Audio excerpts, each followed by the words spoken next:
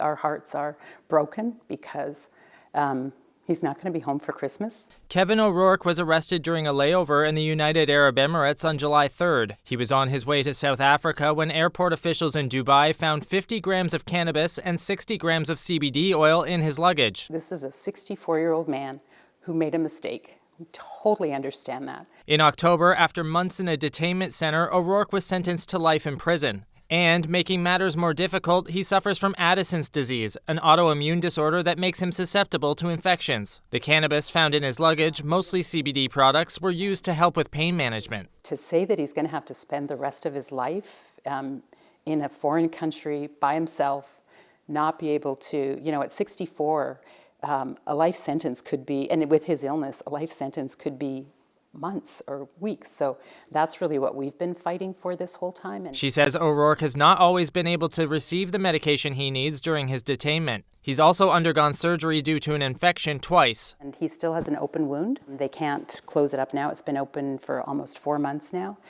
Still fighting infection. His family has been working with lawyers and the Canadian consulate to try to get him home. Global Affairs Canada recently issued a statement saying consular officials are in touch with United Arab Emirates authorities about O'Rourke but cannot share any other details for privacy considerations.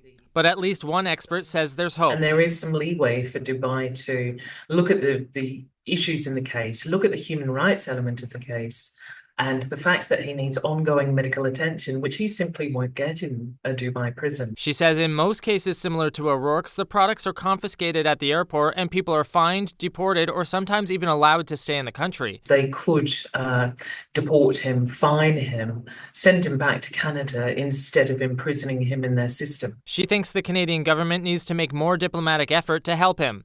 In 2021, detained in Dubai worked with the government to bring home Andre Gauthier, a Quebec man detained in Dubai for 6 years on fraud charges. The Canadian government, after quite a bit of lobbying, eventually really stood up for him diplomatically and managed to get him home to Canada. For now, all O'Rourke's family can do is wait and hope. He has a hearing to appeal his life sentence on Christmas Day. Tyler Cheese, CBC News, Mississauga.